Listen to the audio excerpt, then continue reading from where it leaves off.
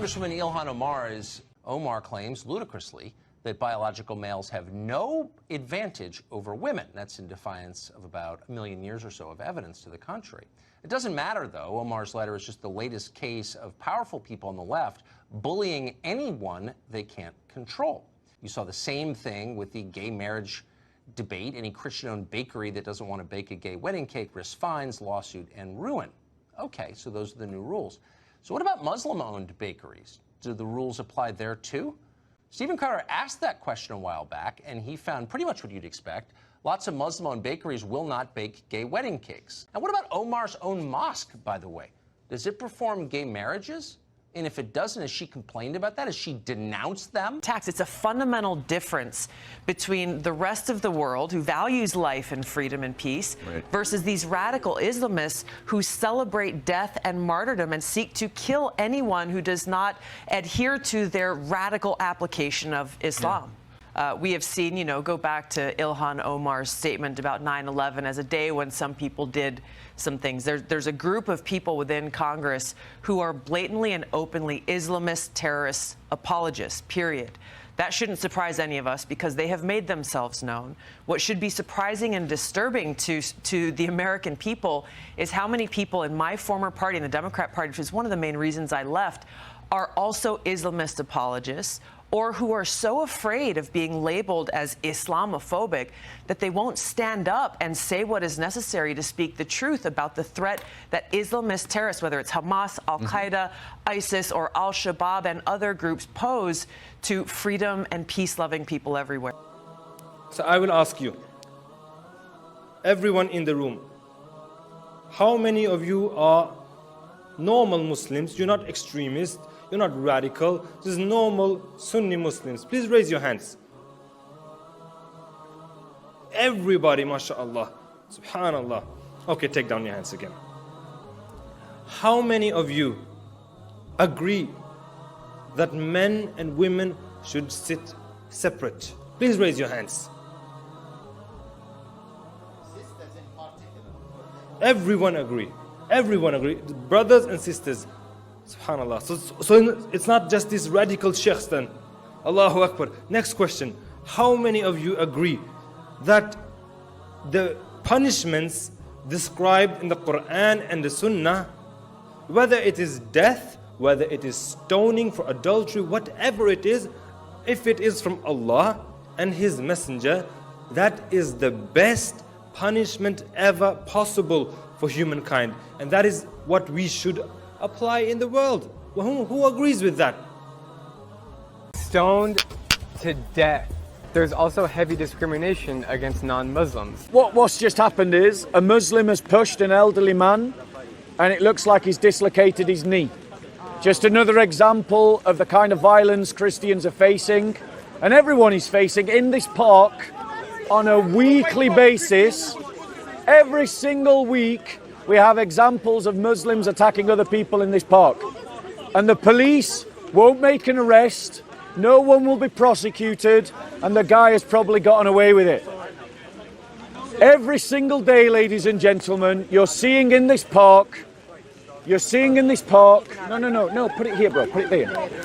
Every single week in this park, ladies and gentlemen, you're seeing how everyone is going to be treated if we ever allow Muslims to dominate in our land. We need to take a hard line with these Islamists and start deporting them.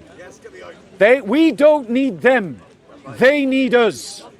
Britain will not suffer anything by deporting its Islamists. Our country will be made a better place by doing so, and it's time that we take a strong line against this kind of thuggery. Not allowing them to intimidate us, but organising ourselves to defend ourselves against this kind of harassment. Now, when I talked about what happened to an elderly man, we had a gaggle of little Muslim girls over there laughing and joking about it. Because apparently, dislocating the knee of an elderly man is great Islam. It's a victory for the lions of Islam. Our country will be better when these people are deported and when they are forced out of our lands. We are made a better land and a stronger land by standing up to Islamists. We will become a better people when we stand up to these thugs and we don't allow them to intimidate us, and when we don't allow them to bully us, and when we don't allow them to harass us. And we must create and demand a state that will deal with them for who they are. The fact that their hearts are full of hatred should not escape our notice, and we should deal with them on the basis of their hatred.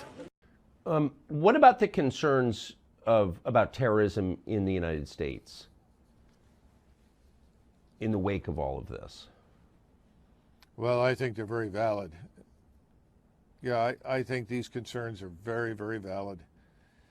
We've had open borders now for the last 2.5 years, but we've had an illegal migration problem for the last 3+ decades. We don't know who's in the country. We really don't. No one at Homeland Security can tell you who is here. The Europeans face something quite similar. They were bullied into admitting millions of Muslims from the Middle East and Africa. We've been bullied by our government to open the borders and let in effectively anybody who wants to come. So we don't know who's here. Let's be clear, though. Islam is not our adversary. Muslims are peaceful and tolerant people and have nothing whatsoever to do with terrorism. Now, our report touches on the growing presence of the so-called Islamic State in Africa, but I'd like to get your thoughts on how widespread their operations are. How are they growing geographically and able to conduct these attacks? I mean, unfortunately, ISIS is so widespread today in Africa that you can say it is across the continent now. And you are not talking about countries, you are talking about groups of countries in each of the sub-regions.